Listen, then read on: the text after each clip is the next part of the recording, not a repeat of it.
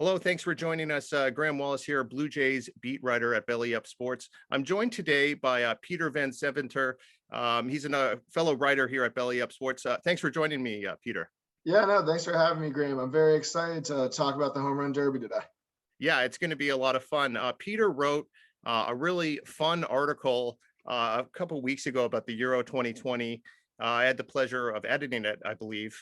Yeah, Just it was a fun. really funny piece for someone like me who doesn't really know a lot about soccer. It made me want to go and gamble on some of the games. So I thought he'd be a good person to come with to ask a weird request. Please handicap Monday night's home run derby. So he agreed to do it. Thank you very much. So the first thing I want to ask you about is Shohei Ohtani. This guy's been nothing short of a sensation. Absolutely incredible. He's got to be the favorite, right?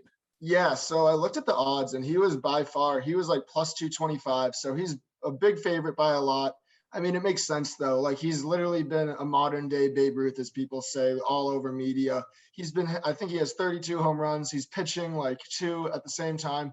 He's a monster. I mean, a lot of people were skeptical about him coming over to the MLB at first from Japan, but he's been unbelievable.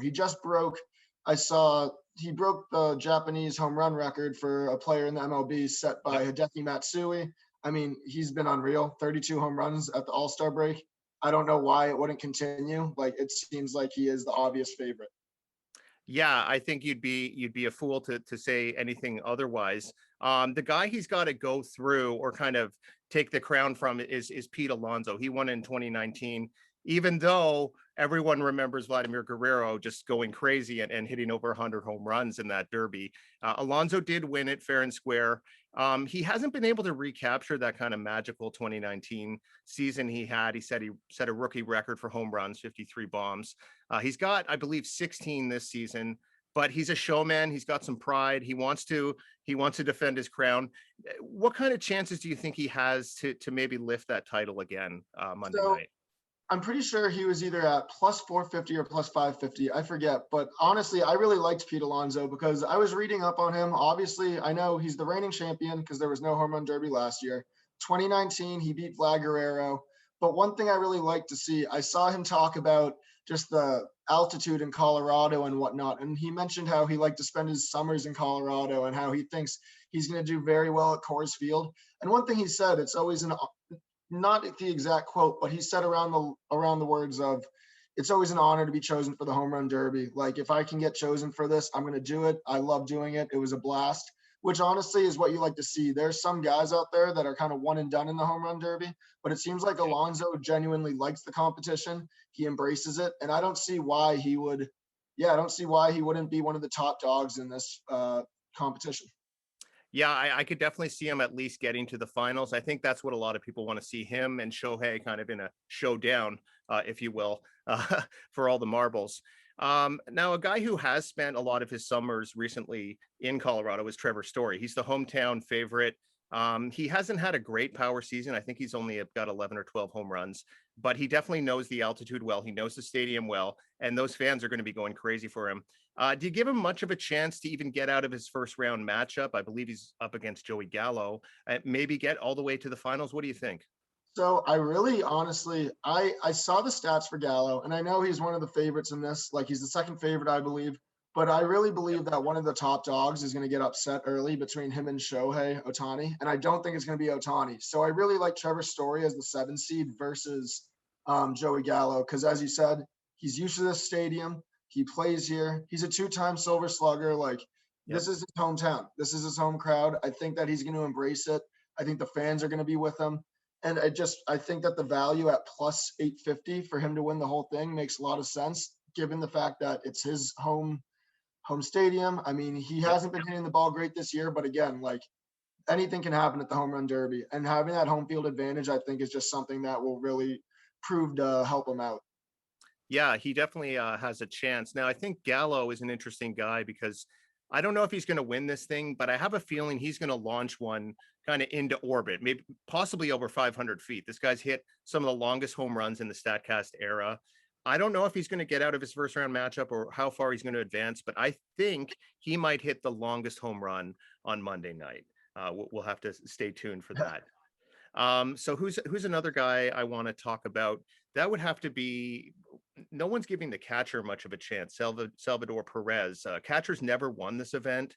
And I believe they've only catchers advanced to the finals only once. I think it was Ivan Rodriguez back in 2003. He's got to be. We're going into the long shots now when we're talking about Perez, aren't we?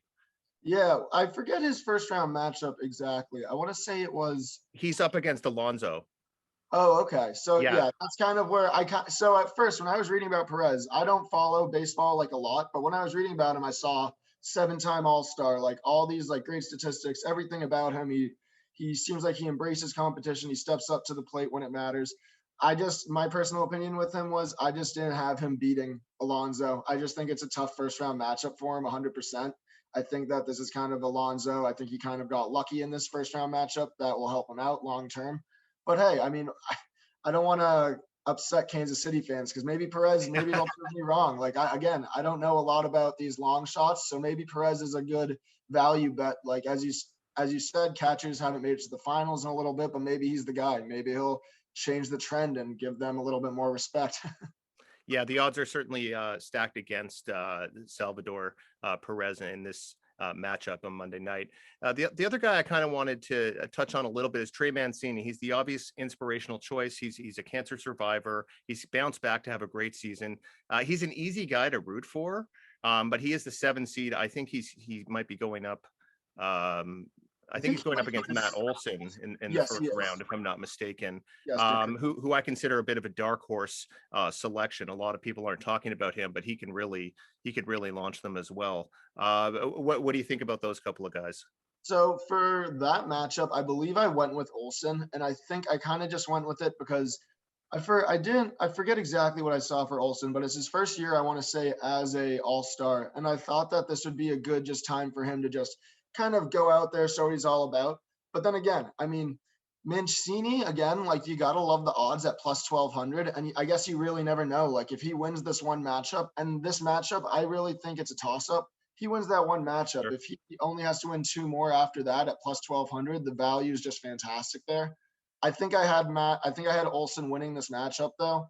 Again, I think it could be a lot closer than I think. I think this matchup, as well as Joey Gallo and Trevor Story, are the most intriguing for me in the first round. But Yeah, overall, this is just a deep field. I just think it's going to be a fantastic home run derby. There are just a lot of different types of hitters all over, and I think that everyone has the value. I like to look at the value picks, I guess, and that's why I'm kind of yeah. disappointed in myself for being a big Ohtani guy. But he just seems, I just always keep looking back to his just swing and everything, and it just seems impossible not to take. Yeah, he's just been a marvel to watch. I really hope he doesn't get too burnt out in the second half of the season. Hopefully he can keep it up. He has a chance to hit over 60, which we haven't seen in some time. He's up against Juan Soto in the first match, who's in the first matchup or the first part of the bracket, which I don't think a lot of people are giving him much of a chance. He's had a bit of a disappointing season. Still made the team, still could put on a bit of a show, but I don't think many people are expecting him to advance in that first part of the bracket.